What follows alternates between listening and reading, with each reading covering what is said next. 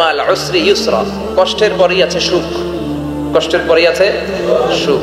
আমাদের জীবনে সুখ বেশি, কষ্ট কম। কয়দিন না খাইছিলাম, কয়দিন বিপদে পড়ছি, কয়দিন ডাকাইতে ধরছে, এক মাসের মধ্যে অসুস্থ থাকি কয়দিন, আর সুস্থ থাকি কয়দিন, এটা হিসাব করে না। অসুস্থ যে ছিল খালি এটা খেয়াল রাখে, আছে না নাই? তার মানে ইন্না মাল উসরি ইউসরা, দুঃখের পরে আছে সুখ, মোটিভেশন, প্রাণটা আবার উদ্বেলিত হয়ে ওঠে। তাই তো আসলে তো দুঃখের পরে সুখ। এজন্য কষ্ট যখন পাবেন, অসুস্থ যখন হবেন, ওইখানেও আনন্দ করবেন, কারণ সামনে আরাম আসতেছে। সুবহানাল্লাহ পড়েন। মুমিনের হারাবার কিছু নাই, দুঃখ পাওয়ার কিছু নাই। মুমিন অসুস্থ হলে অসুস্থতার মাধ্যমে তার রোগের মাধ্যমে তার গুনাহ ছড়ে যায়, সে আল্লাহর কাছে প্রিয় হয়ে ওঠে। তা আমাদেরকে কেউ হারাইতে পারে? কথা বলেন, আমাদের কেউ ভয় দেখাইতে পারে? মোটিভেশনাল সূরা, সূরাতুল ইনশিরাহ আর সূরাতুদ দুহা, এখানে অনেক হিউজ মোটিভেশন আছে। যারা হতাশ, যাদের জীবন ভাল লাগে না, মরে যেতে মনে চায়, গার্লফ্রেন্ড গালি দিছে, আছে না নাই? আবার বয়ফ্রেন্ড গার্লফ্রেন্ডের গালি দিছে, এ ওড়না পেঁচায়া ফ্যানের মধ্যে ঝুলে আত্মহত্যা করে। কত বড় পাগল, তুই মরলি কেন? গালি দিছে তো কি হয়েছে? হ্যাঁ, বুঝতে চায় না, হতাশ হয়ে যায়। আর বয়স কম তো ইচড়ে পাকা, অল্পতে কাবু হয়ে যায়। এই সূরাগুলো পড়ে না, এখানে আশার বাণী আছে।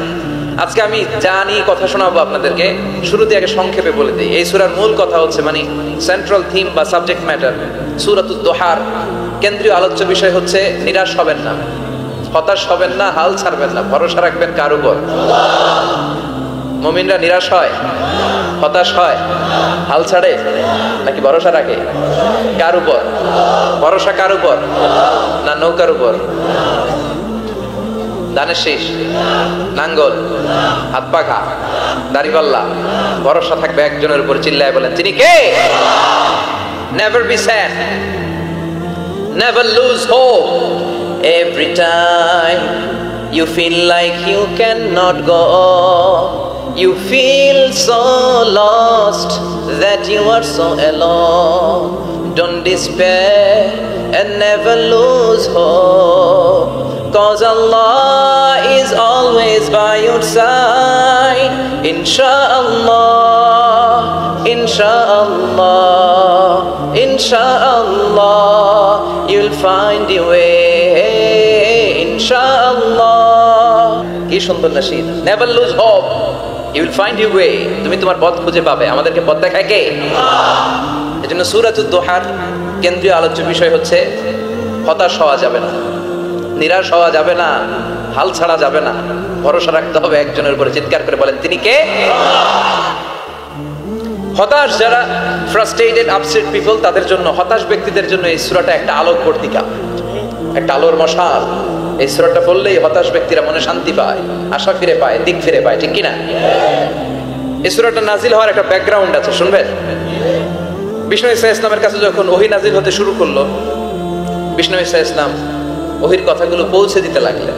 যাই নাজিল হতো বিষ্ণুনবী পৌঁছে দিতেন, বিশ্বনবী সাহাবাদের কাছে শেয়ার করে দিতেন। যেটাই নাজিল হতো তিনি পৌঁছে দিতেন, যেটাই, কারণ আল্লাহর আদেশ, ইয়া আইয়ুহার রাসূল বাল্লিগ মা উনসিলা ইলাইক, ও নবী আপনার কাছে আমি ওহী থেকে যা নাজিল করি সব পৌঁছে দেন, একটাও গোপন করা যাবে? আল্লাহর কাছ থেকে বিশ্বনবী যে সমস্ত মেসেজ, ইনফরমেশন, তথ্য, রেভেলেশন ওহী পেয়েছে, একটাও কি বিশ্বনবী গোপন করেছে? সব প্রকাশ করে গিয়েছে, সব শেয়ার করে গিয়েছে। বিশ্বনবী শেয়ার করতে লাগলেন। সকালে যা নাজিল হয় শেয়ার করেন, দুপুরে নাজিল হয় শেয়ার করেন, রাতে নাজিল হয় শেয়ার করেন, শেয়ার করতে লাগলেন। কিন্তু কি অবাক করা কাণ্ড, হঠাৎ করে এই ওহী আসার ধারাবাহিকতা আল্লাহ বন্ধ করে দিলেন। ওহী আর আসে না, আকাশ থেকে নতুন তথ্য আর নামে না। ঘটনা কি? ওহী আসে না কেন? তথ্য আসে না কেন? জিবরাইল আসে না কেন? কোন বর্ণনা এসেছে 15 দিন, কোন বর্ণনা 1 মাস, 3 মাস, এমনকি 6 মাস পর্যন্ত বর্ণনা পাওয়া যায় যে বিশ্বনবীর কাছে 6 মাস ওহী আসে নাই। বিশ্বনবী তো অবাক, ঘটনা কি? ওহী নামে না কেন? আর ওহী না আসলে তো বিশ্বনবী শেয়ার করতে পারে না। এতদিন যা আসতো বলে বেড়াতো, এখন আসেও না, বলতেও পারে না। কাফির মুশরিকরা বিশ্বনবীর গালি দিতে শুরু করলো, মুহাম্মদের রব মুহাম্মদের ভুল লাগেছে, মুহাম্মদের আল্লাহ মুহাম্মদের ছেড়ে দিয়েছে। বিশ্বনবীর চাচি আবু লাহাবের স্ত্রী উম্মে জামিল বলতে শুরু করলো, কি মুহাম্মদ, তোমার শয়তানটা তোমার কাছে আসে না? শয়তান দ্বারা তিনি জিবরাইলকে বুঝিয়েছেন যে তোমার জিবরাইল তোমার কাছে আসে না। এভাবে সবাই গালমন্দ করতে শুরু করলো যে মুহাম্মদের আল্লাহ মুহাম্মদকে ভুলে গিয়েছে। বিষ্ণু ইসা ইসলাম নিজেও হতাশ হয়ে গেলেন, কি রে ওহি আসে না কেন? আমার কোনো ভুল হচ্ছে না তো? আমার কোনো অপরাধ হয়ে গেল না তো? আল্লাহ কি আমার উপর অসন্তুষ্ট হয়েছেন? আল্লাহ কি আসলেই আমারে ভুলে গেছেন? আল্লাহ কি আমাকে ত্যাগ করেছেন? তিনি কি আমার উপর রেগে আছেন? আমরাও মাঝে মাঝে এরকম হতাশ হয়ে পড়ি। এরকম হতাশ লোক আছে না নাই? কিরে, আমার দোয়া কবুল হয় না কেন? আল্লাহ আমার ডাকে সাড়া দেয় না কেন? আমার জীবনে এত দুঃখ কেন? আমার জীবনে তো ভালো কিছু হয় না, খালি সব কষ্ট আমার কেন? এরকম আছে না নাই? এরকম হতাশদের জন্য এই সূরাটা একটা আলোকবর্তিকা, মোটিভেশনাল সূরা। আলহামদুলিল্লাহ পড়েন। বিশ্বনবীকে আল্লাহ আশ্বস্ত করলেন আর এই সূরাটা নাজিল করলেন আর বললেন ওয়াদ-দুহা। ওয়াদ-দুহা, দুহা মানে আলো। দুহা মানে আলো। প্রভাতের সূর্য কিরণের শপথ। Look up, the sunlight. It's a very beautiful day out there. নবী হতাশ হবেন না, বেরোন, সকালের সূর্যটা কত সুন্দর, কি ঝলঝলে পৃথিবী, ফকফকে আর তকতকে, দেখলেই মনটা ভরে যায়, ঠিক কি না? দুহা, দুহা মানে আলো, আশার আলো, সম্ভাবনার আলো। আমাদের জীবনে আলোর দরকার আছে না নাই? আলো না থাকলে আমরা বাঁচতে পারবো? আলো লাগে বড় ভালো। এই আজকে আলো না থাকলে আমরা দেখা যাইতো? এজন্য কোরআনকে আল্লাহ আলো বলেছেন। কোরআনকে কি বলেছে? কিতাবুন আনজালনাহু ইলাইকা লিতুখরিজান NASA মিনাজ-যুলুমাতি ইলান-নূর। O Muhammad, I've revealed this holy Quran unto you to lead the mankind out of darkness into the light. অন্ধকার থেকে লাইট। লাইট মানে কি? আলো। আলোর দিকে নেয়ার জন্য কোরআন পাঠিয়েছে। আবার বিশ্বনবীকেও আল্লাহ নূর, নূরের সাথে তুলনা করেছেন। আবার বিশ্বনবী আল্লাহর কাছে নূর চাইতেন, বলতেন আল্লাহ আমার ডানে আলো দাও, আমার বায়ে আলো দাও, আমার সামনে আলো দাও, পিছনে আলো দাও, উপরে আলো দাও, নিচে আলো দাও, আমার দেহে আলো দাও, আমার মাংসপেশির ভিতরে আলো দাও, আমার হাড্ডির ভিতরে আলো দাও, আমার জন্য তুমি আলো দাও। পড়ে না আমিন? এজন্য আলো ছাড়া বেঁচে থাকা অসম্ভব। আল্লাহ তাআলা আলোর নামে সূরা দিলেন, সূরাতুদ দুহা, প্রভাতের আলো, প্রভাতের সূর্য কিরণের শপথ, আলোর শপথ। সুবহানাল্লাহ পড়েন। এরপর আল্লাহ বললেন ওয়াল-লাইলি ইযা সাজা, আলোর শপথ, সকালবেলার সূর্য কিরণের শপথ। দ্বিতীয় আয়াতে আল্লাহ বললেন রাত্রিবেলার শপথ, যখন রাত্রিটা নিঝুম হয় নিস্তব্ধ। নিঝুম আর নিস্তব্ধ রাতের শপথ। তাহলে আল্লাহ আলোর কসম কাটলেন, তারপরে অন্ধকারের কসম কাটলেন, ঠিক কিনা? আলো দ্বারা মূলত আল্লাহ তাআলা ওহীর আগমনকে বুঝিয়েছে, আর অন্ধকার দ্বারা আল্লাহ তাআলা ওহীর অনুপস্থিতি বুঝিয়েছে। এটা দিয়ে আল্লাহ বুঝাতে চাইলেন, ও নবী, কাফির মুশরিকরা আপনারা গালি দেয়, ওরা বলে যে আমি আপনার ভুলে গেছি, আমি আপনারে ত্যাগ করেছি, আমি আপনার প্রতি অসন্তুষ্ট। না না, আমি ইচ্ছা করে ওহী পাঠাই না, কারণ সব সময় আলো থাকলে ভালো লাগে না, কিছু সময় অন্ধকারের দরকার আছে না নাই? বুঝে শুনে উত্তর দিয়ে। 24 ঘন্টা আলো, 365 দিন খালি আলো আলো আরো আলো। যদি সূর্যের আলো সব সময় থাকে 365 দিন, ভালো লাগবে? রাতে ঘুমাবেন কেমন? আবার সব সময় ঘুটঘুটে অন্ধকার, আলো নাই, ভাল লাগে? ক্ষেত খামারে চাষ করা লাগবে না, বাজারে যাওয়া লাগবে না। তার মানে আলোরও দরকার আছে, অন্ধকারেরও দরকার আছে। এটা দিয়ে আল্লাহ বুঝাতে চাইলেন নবী ওহী নাজিল করার জন্য দরকার আছে, মাঝে মাঝে ওহী বন্ধ রেখে আপনার বিশ্রাম দেওয়ারও দরকার আছে। চিৎকার করে বলেন আল্লাহু আকবার। এজন্য আল্লাহ বললেন ওয়াদ-দুহা ওয়াল-লাইলি ইযা সাজা মা ওয়াদ্দা'আকা রাব্বুকা ওয়া মা ক্বালা ওয়ালাল-আখিরাতু খায়রুল লাকা মিনাল উলা। সুবহানাল্লাহ পড়েন। ও নবী, প্রভাতের সূর্য কিরণের শপথ, নিঝুম নিস্তব্ধ রাত্রিবেলার শপথ, আলো আর অন্ধকারের শপথ করে আমি বললাম আপনার প্রভু আপনারে ভুলে যায় নাই, আপনার উপর অসন্তুষ্ট হয় নাই। আমি আল্লাহ ইচ্ছা করে ওহী বন্ধ রেখেছি, কারণ ওহীর একটা পাওয়ার আছে। বারবার ওহী রিসিভ করলে আপনার স্নায়ু এটা সহ্য করতে পারবে না, আপনার দেহ এটারে বরদাস্ত করতে পারবে না। নবী, আমি আপনার প্রতি এত রহম দিল, এত ভালোবাসি, বারবার ওহী নিতে নিতে আপনার যে কষ্ট হয়, এই কষ্টটা আমার আল্লাহর সহ্য হয় না। এজন্য আমি আল্লাহ ইচ্ছা করে কিছুদিন ওহী বন্ধ রাখছি। সুবহানাল্লাহ পড়েন। তার মানে এই নয় যে আমি আপনারে ভুলে গিয়েছি, আমি আপনারে ছেড়ে দিয়েছি। আরে নবী, আমি তো আমার নামের সাথে আপনার নামকে জুড়ে দিয়েছি, লা ইলাহা ইল্লাল্লাহ মুহাম্মাদুর। যেখানে আমার আল্লাহর নাম সেখানেই বিশ্ব নবীর নাম আছে না নাই? আযান যখন দেই আল্লাহু আকবারের পরে বিশ্ব নবীর নাম আছে না নাই? একামতে আছে না নাই? আবার আল্লাহর জন্য যখন সালাত আদায় করি শেষ বৈঠকে বিশ্ব নবীর উপর দুরূদ আছে না নাই?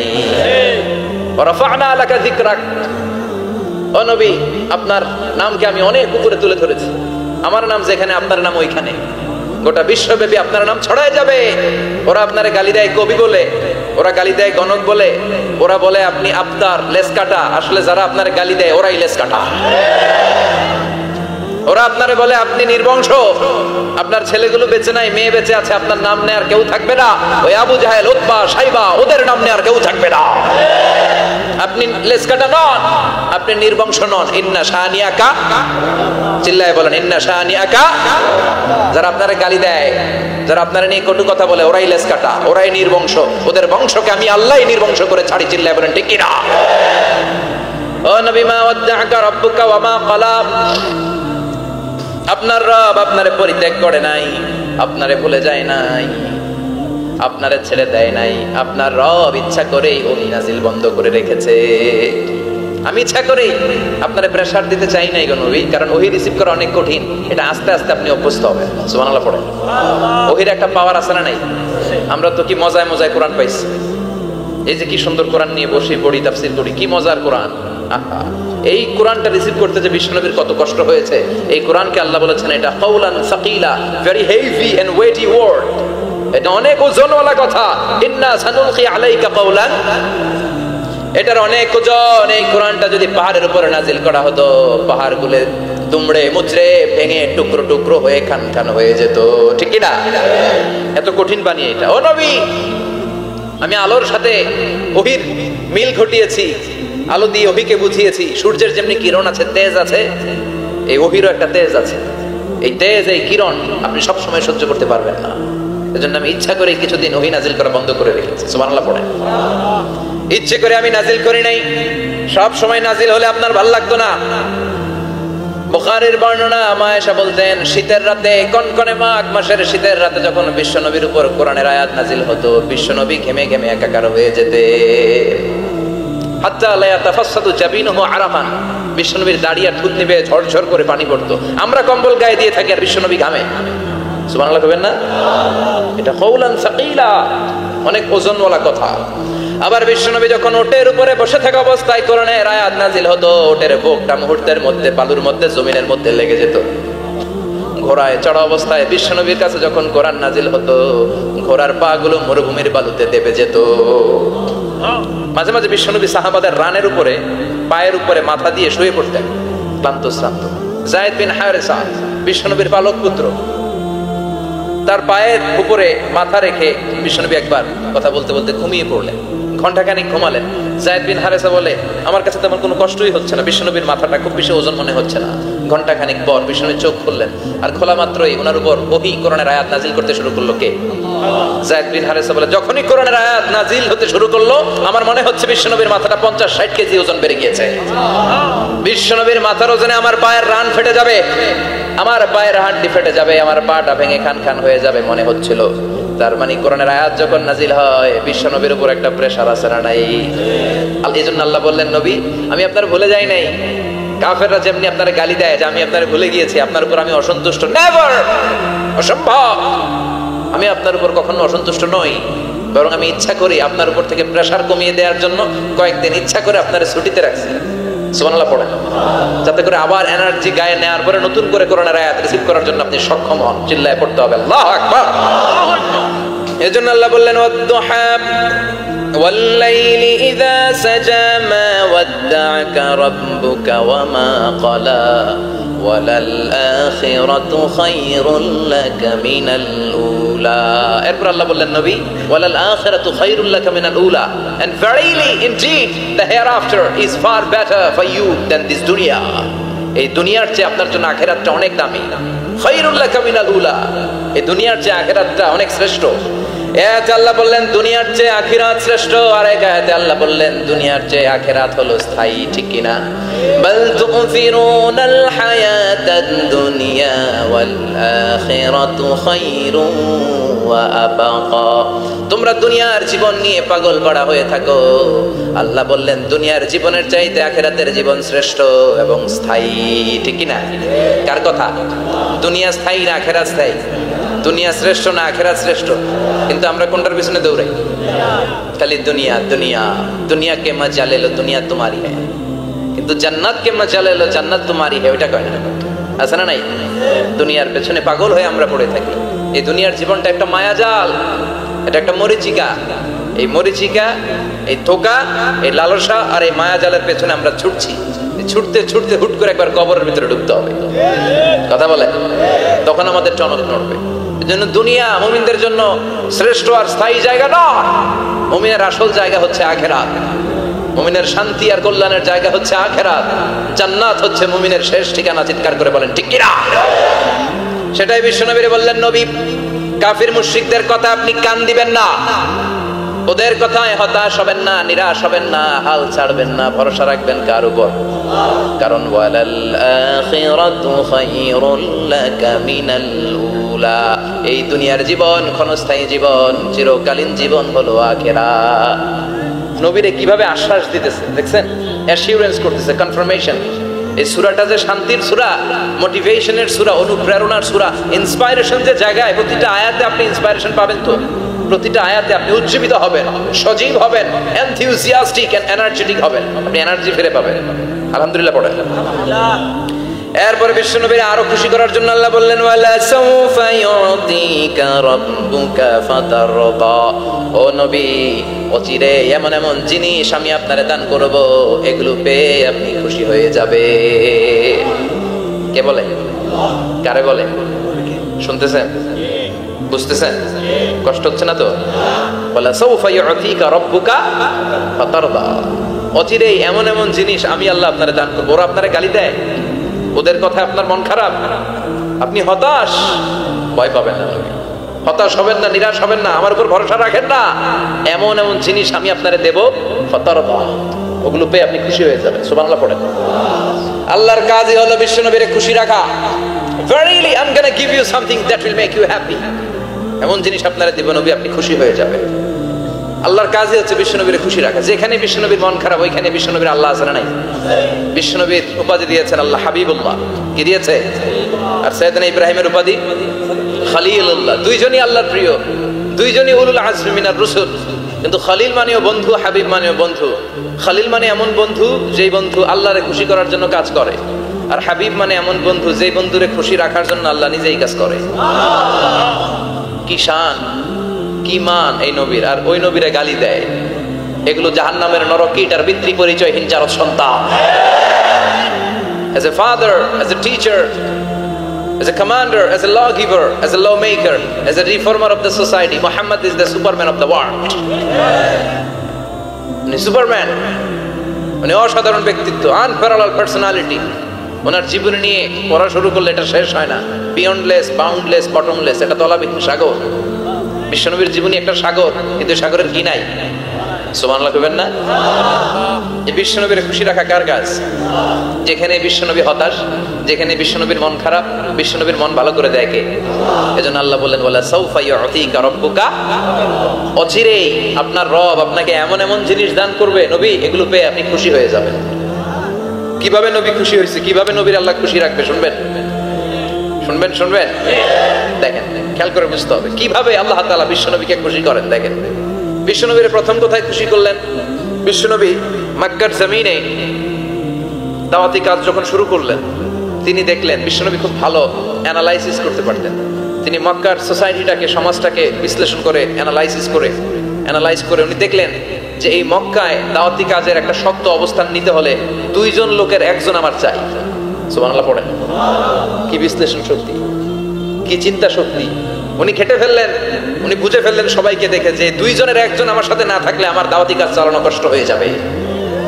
এজন্য গভীর রাতে তাহাজ্জুদের নামাজ শেষে আল্লাহর কাছে কেঁদে কেঁদে বিশ্বনবী দোয়া করে, আল্লাহুম্মা আইজ্জাল ইসলাম বি আহাব্বির রাজুলাইনি ইলাইক।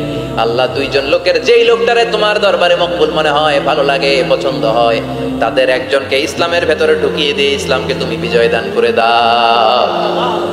ও আল্লাহ, দুইজনের একজনকে আমার চাই। একজন হলো আবি জাহাল ইবনে হিশাম, হিশামের বেটা আবু জাহাল, আও উমর ইবনুল খাত্তাব, অথবা খাত্তাবের বেটা উমর। সুবহানাল্লাহ পড়ে। সাথে সাথে দোয়া কবুল করলো কে? কার জন্য করলো? নাকি আবু জাহেলের জন্য? আবু জাহেলের চোখের সামনে পর্দা ছিল, ও পর্দা সরায় না, ওর অন্তরে পর্দা, ও পর্দা উঠে সত্যটা দেখতে চায় না। এজন্য ওর জন্য গোটা বিশ্ববাসীর আছে ঘৃণা। ও যেখানে মারা গেছে, ওর যেখানে জন্মস্থান, ওইখানে সৌদি সরকার ল্যাট্রিন বানায় দিয়েছে, ঘৃণার প্রতীক। ওইখানে তো অন্য কিছু বানাইতে পারতো, ল্যাট্রিন বানাইতে যাবে কেন? গোটা বিশ্বের মানুষ যায় যেন এটা ভরাই দিয়ে আসতে পারে। কথা বলেন, এই বেয়াদবটার জন্য আল্লাহ দোয়া কবুল করে নাই। ওমর ফারুক রাগী ছিলেন, কিন্তু সত্য প্রকাশে সত্য গ্রহণে আপসহীন। সত্য দেখলেই উনি মেনে নিতেন। এটা জাহেলি যুগে ওনার মধ্যে এই গুণ ছিল। আল্লাহু আকবার। বিশ্ব নবীকে দেখে দোয়া করে আল্লাহ, মক্কার জমিনে এই দুইজনের একজন যদি কালেমা না পড়ে, মক্কার জমিনে দাওয়াতি কাজ চালিয়ে যাওয়া কঠিন হয়ে যাবে। হয় হিশামের বেটা আবু জাহেল কিংবা খাত্তাবের বেটা ওমরকে তুমি ইসলামে ঢুকাও। আল্লাহ ওমরের জন্য দোয়া কবুল করলেন। বিশ্বনবী তখনও বুঝতে পারেন এই দোয়াটা কার জন্য কবুল। হঠাৎ ওমরে ফারুক বিশাল একটা নাঙ্গা তলোয়ার নিয়ে বিশ্বনবীকে হত্যা করার জন্য ছুটে এলো। বিশ্বনবী তখন মক্কার আরকাম ইবনে দারুল আরকামের ঘরে সাফা পাহাড়ের পাদদেশে লুকিয়ে লুকিয়ে দাওয়াতি কাজ করতেন। আশেপাশে সাহাবীরা বসা। বিশ্বনবীর চাচা হামজা ইবনে আব্দুল মুত্তালিব বললেন, নবী তাড়াতাড়ি পালিয়ে যান, ওই যে দেখা যায় ওমরে ফারুক তলোয়ার নিয়ে আপনারে মারতে আসছে। বিশ্বনবী বললেন, চাচা সরে যান। সাহাবীদেরকেও সরে যেতে বলেন, দরজাটা খুলে দেন, ওমরকে আসতে দেন। আমার তো মনে হচ্ছে ওই যে তাহাজ্জুদের নামাজ পড়ে আল্লাহর কাছে কেঁদে কেঁদে আমি দোয়া করেছি, আমার দোয়াটা আজকে কবুল হতে চলেছে। আমার তো মন বলছে আল্লাহ দোয়াটা কবুল করবে। দরজা খুলে দেন। ওমর ফারুক চলে আসলেন, এসে তলোয়ার রেখে দিয়ে আঙ্গুল উঁচু করে বলেন, আশহাদু আল্লা ইলাহা ইল্লাল্লাহ, আশহাদু আন্নাকা মুহাম্মাদ রাসূলুল্লাহ। ঝিনুকের ভেতর লুকিয়ে থাকে যেমন মতি, ঝিনুকের ভেতর লুকিয়ে থাকে যেমন মতি, কালমা শাহাদাতে আছে আল্লাহর জ্যোতি, কালমা শাহাদাতে আছে আল্লাহর জ্যোতি। সুবহানাল্লাহ পড়েন। কি আল্লাহর জ্যোতি এসে ওমরে ফারুকের হৃদয়টাকে নুরানি করে দিল। এই তলোয়ার রেখে ঘোষণা দিলেন, আশহাদু আল্লা ইলাহা ইল্লাল্লাহ ওয়া আশহাদু আন্নাকা মুহাম্মাদ আবদুল্লাহি ওয়া রাসূলুহু। বিশ্বনবী খুশি হয়ে গেলেন। ফাতারদা ওয়ালা সাওফা ইউতিকা রাব্বুকা ফাতারদা। ও নবী, অচিরে এমন এমন জিনিস একটার পর একটা আমি আপনারে দান করব, এগুলো পেয়ে আপনি খুশি হয়ে যাবেন গো নবী। আপনার অন্তরে দুঃখ, কষ্ট, হতাশা, আপসেট হওয়ার মানসিকতা, ফ্রাস্ট্রেশন কিছু আল্লাহ রাখবো না। ওয়ালা সাওফা ইউতিকা রাব্বুকা ফাতারদা। অচিরে এমন এমন জিনিস আমি আল্লাহ আপনারে দেব, আপনি খুশি হয়ে যাবেন। ওমরে ফারুকের ইসলাম ধর্ম গ্রহণ করানোর মাধ্যমে বিশ্বনবীর মনটারে খুশি করে দিল কে? ফাতারদা। বিশ্বনবী খুশি হয়ে গেলেন। পাইছেন আল্লাহ কিভাবে বিশ্বনবীর খুশি করে? সুবহানাল্লাহ পড়বেন না? এরপরে বিশ্বনবী মক্কা থেকে তায়েফে দাওয়াত দিতে গেলেন। কোথায়? হজমরা যারা করেছেন 70 থেকে 75-80 কিলো দূরে পাহাড়ি পথ বেয়ে বেয়ে উঠতে হয়। 6-7 হাজার ফিট উপরে পাহাড়ের উপরে তায়েফের শহর, তায়েফ সিটি। ঠান্ডা। ওইখানে গেলে মনেই হবে না এটা সৌদি আরব। ওইখানে জ্যাকেট লাগে। কি লাগে? জ্যাকেট। বিশ্বনবী কষ্ট করে 80 কিলোমিটার পথ পাড়ি দিয়ে তায়েফের ছেলেদেরকে দাওয়াত দিতে গেলেন। কিন্তু বিশ্বনবীর দাওয়াতি এই ডাকে, এই আহ্বানে তারা সাড়া দেয় নাই। বিশ্বনবীর এই দাওয়াতকে তারা রিজেক্ট করেছে। বিশ্বনবীকে পাথর মেরেছে। বিশ্বনবীর মোবারক দেহটাকে রক্তাক্ত করেছে। আমার নবীর এই সুন্দর দেহটা বেয়ে বেয়ে ঝরঝর করে রক্ত ঝরেছে। তায়েফের মাটি সাক্ষী, তায়েফের পাথর সাক্ষী। 3টা জায়গায় বিশ্বনবী বেহুশ হয়েছে। এখনো ওখানে গেলে স্থানীয় লোকরা বলে, বংশ পরম্পরায় ওরা জেনে এসেছিল যে এই জায়গাগুলোতে বিশ্বনবীকে আঘাত করা হয়েছে। এখনো লোকজন দেখায় এখানে পড়েছিল বিশ্বনবী, ওখানে পড়েছিল, ওখানে পড়েছিল, ওই খেজুর বাগানে বিশ্বনবী লুকিয়েছিল। আজও ওখানে খেজুর বাগানই করে রাখছে ওরা। আল্লাহু আকবার পড়েন। খেয়ে না খেয়ে দিন প্রচারের কাজে নিজেকে দিয়েছ বিলিয়ে, তায়েফের কাফিরেরা চিনল না সে আলো, দুষ্ট ছেলেদের পিছু দিল লেলিয়ে। পাথরের আঘাতে ক্ষত বিক্ষত হয়ে সারা শরীর থেকে রক্ত ঝরে। এ রাসূল তোমাকে ভুলি আমি কেমন করে, হাজার ব্যথা বেদনার পরে ফিরে আসনি তুমি আপন ঘরে। দিনের আলো তুমি ছড়িয়ে দিতে চলে গেলে মদিনায় মক্কা ছেড়ে।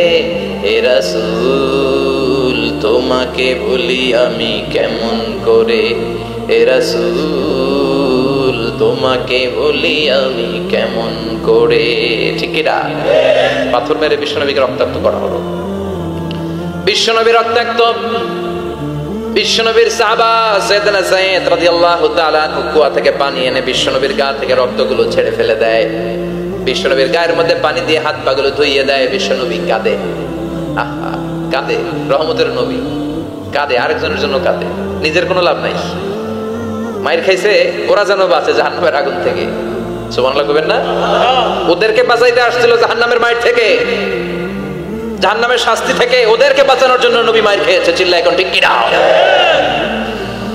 কেঁদে কেঁদে বিশ্বনবী হয়রান। যায়েদ রাদিয়াল্লাহু তাআলা নবী বিশ্বনবীর সান্ত্বনা দেন, নবী কাঁদবেন না। হামলাতুল জিবাল, পাহাড় রক্ষী ফেরেশতারা এসে বলে, নবী আপনি শুধু অর্ডার করেন, এই যে পাহাড়ের গিরিপথ, এই দুইটা গিরিপথ, এই দুইটা পাহাড় এমন ভাবে দুই দিক থেকে চাপা দেব গো নবী, তায়েফের সবগুলো ছেলের মুহূর্তের মধ্যে ধূলিসাৎ করে দেব। বিষ্ণু বললেন, না, আমি ক্ষমা করে দিলাম, আমি ক্ষমা করে দিলাম।